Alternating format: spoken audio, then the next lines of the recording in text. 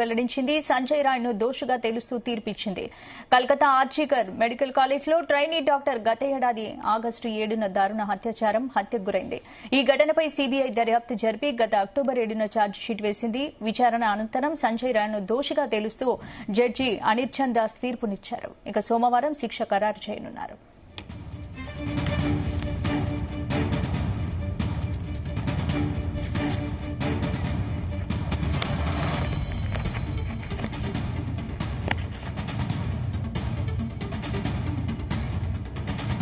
ఇదే అంశానికి సంబంధించి పూర్తి అప్డేట్స్ మా ప్రతినిధి రామచంద్ర అందిస్తారు. రామచంద్ర, థ్యాంక్ యూ స్పందన.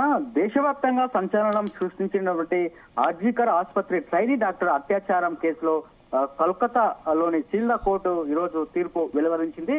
నిందితుడు సంజయ్ రాయ్ ను దోషిగా నిర్ధారించింది అని చెప్పుకోవచ్చు. అయితే మహిళా డాక్టర్ ను రేప్ అండ్ మర్డర్ ఘటన ఈ దేశవ్యాప్తంగా నిరసనలకు దారి తీసిందని చెప్పుకోవచ్చు. ఈ కేసులో ప్రధాన నిందితుడైనటువంటి సంజయ్ రాయ్ ను కోర్టు దోషిగా నిర్ధారించింది. శిక్షను సోమవారం వెల్లడించినట్లుగా కోర్టు పేర్కొనింది. అయితే తీర్పు వెలువరించడానికి ముందు పోలీసులు నిందితుడు సంజయ్ రాయ్ ను కోర్టు హాల్లోకి తీసుకువచ్చారు. నిందితుడిపై బిఎన్ఎస్ 103, బిఎన్ఎస్ 64, బిఎన్ఎస్ 66 తదితర సెక్షన్ల కింద కేసు నమోదు చేశారు.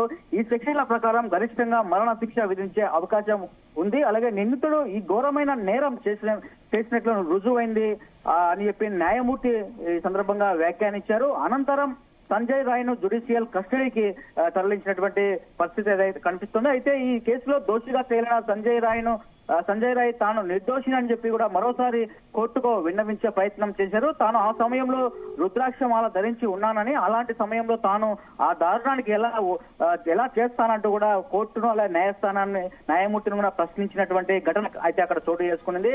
గతంలో కూడా సంజయ్ రాయ్ తాను నిర్దోషినని పలుమార్లు మీడియా సమక్షంలో కూడా చెప్పిన నేపథ్యం ఉంది. అయితే ఈ సంచలన కేసులో తీర్పు రానుండడంతో కోర్టు వద్దకు భారీగా మీడియా అలాగే ప్రజలు కూడా పెద్ద ఎత్తున చేరుకున్నారు. విచారణ ప్రారంభమైన 57 రోజుల తర్వాత అదనపు జిల్లా sessions judge justice Anirban Das తీర్పు ఈ రోజు వెల్లడించినట్లుగా తెలుస్తోంది.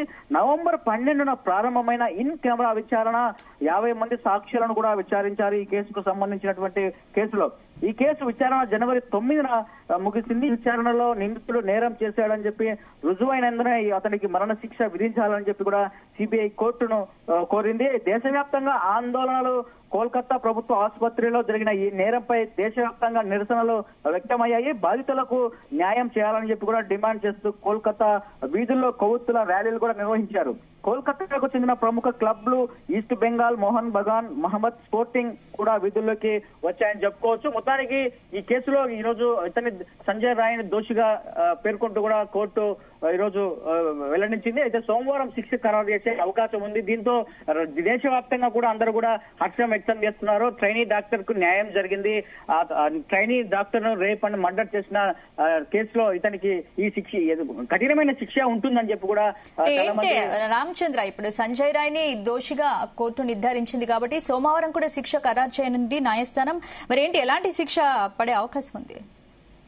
ఖచ్చితంగా ఈ కేసు రుజువైన నేపథ్యంలో ఖచ్చితంగా అతనికి మరణ శిక్ష ఉంటుందని చెప్పి కూడా న్యాయ నిపుణులు చెప్తున్నారు. మరి చూడాలి సోమవారం ఎటువంటి శిక్ష వేస్తుంది కోర్టు అనేది కూడా మనము వేచి చూడాల్సి ఉంటుంది. మొత్తానికి దేశవ్యాప్తంగా కూడా అందరూ కూడా ఆ సంజయ్ రాయ్ కి మరణ శిక్ష పడాలని చెప్పి కూడా నిరసనలు గతంలో చేశారు. ఇప్పుడు కూడా ఈ రోజు దోషిగా తేలిన నేపథ్యంలో అతనికి మరణ శిక్ష ఖచ్చితంగా అతనికి మరణ శిక్ష విధించాలని చెప్పి కూడా అందరూ కూడా అభిప్రాయాలు వ్యక్తం చేస్తున్నారు. మరి కోల్కతా కోర్టు ఇచ్చినటువంటి ఈ ఆదేశాన్ని దోషిగా నిర్ధారించిన దాన్ని కూడా అతను సవాల్ చేస్తే ఏమైనా సుప్రీంకోర్టుకు వెళ్తారా?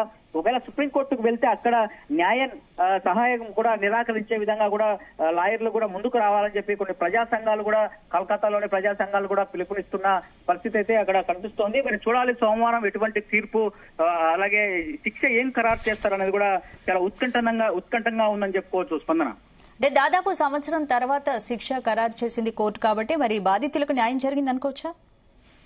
ఖచ్చితంగా కలకత్తా కోర్టు అయితే అభిప్రాయపడింది. ఇతను ఖచ్చితంగా ఈ నేరం చేశాడు కాబట్టి ఈ రోజు అతను దోషిగా కోర్టు పేర్కొంటూ కూడా చెప్పబడింది.